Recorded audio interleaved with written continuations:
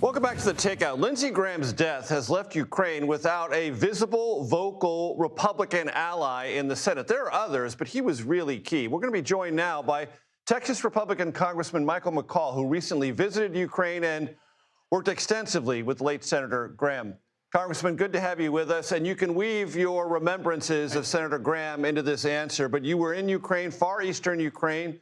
What did you discover there about the disposition of the fighting force on the Ukrainian side, and how likely is it Congress is finally going to put this sanctions legislation together and get it to President Trump?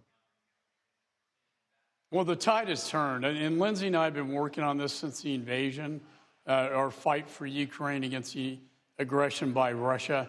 He knew he was on the right side of history, and it was an honor to work with him. It's so sad he's gone.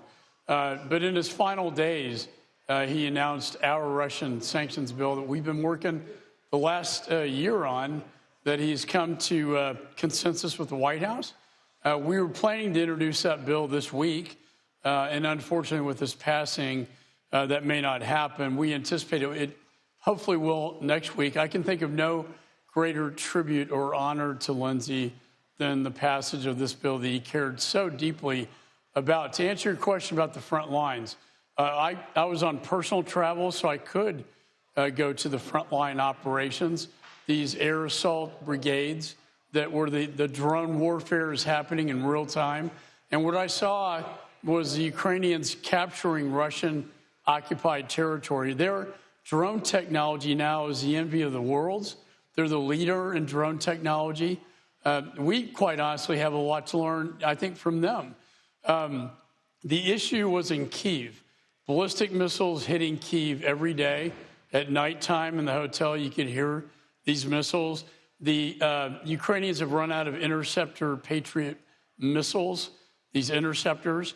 Zelensky was very upbeat, to answer your question. The frontline troops were very upbeat for two reasons. One, they're winning. President Trump likes a winner. And at the NATO summit, handed Ukraine a winner as well by announcing the transfer of these licensing agreements where they can manufacture their own Patriot interceptors, and also just the moral support coming from the White House to Zelensky. I could tell, and I met with him many times, he was particularly upbeat on this visit. They have turned the tide, and this is a time for America to support her.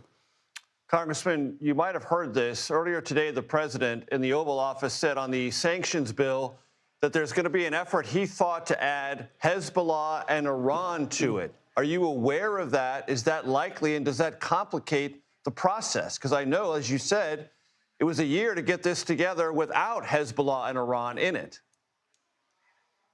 I mean, look, we're looking at that addition right now. I cannot speak for Lindsey. I know he was very tough on Iran. I would think he would be supportive of sanctions against Iran as well. I think the issue, if I can be honest, Major, is the Democrat support. To Lindsey, getting the White House support was very important to him, but also he prided himself, as do I in the House, of getting across the aisle support. Mr. Blumenthal, Shaheen, the other Democrat senators. And so this is a delicate maneuver here to add Iran sanctions. Can we keep the coalition we built, House and Senate? I think the worst thing to happen would be to see the bill not to pass. So I think that's an issue that obviously we are in negotiations about right now. So it's been a pretty heavy day in the war with Iran. Iran has sent missiles into Kuwait, Bahrain. It's struck 3 vessels. This is the 4th day in a row of aggressive U.S. airstrikes. The president has backed away from the 20% tolling initiative he suggested about the Strait of Hormuz yesterday. Where are we? We're in a battle for the Straits of Hormuz, plain and simple. I think the blockade worked last time. The president wanted to give negotiations a chance. They did not work. I actually was never sanguine about negotiations with the continuation of the same regime. I think they will never negotiate in good faith, but we had to try.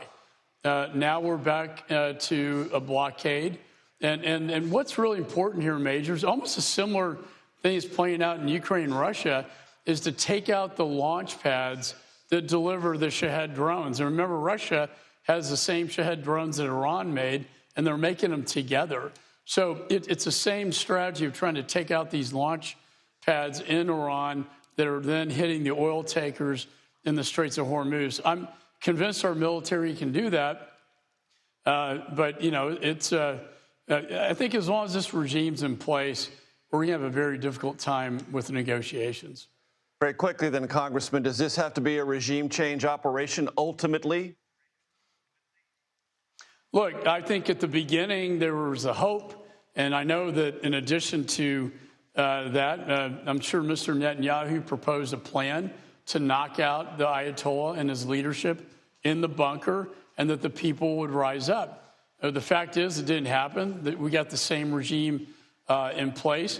I don't think the American people would support us getting bogged down on the ground in Iran. I do think Israel is in a far better position to accomplish that mission if that is the goal. Mossad is, as you know, they are implanted across Iran, and that will take time.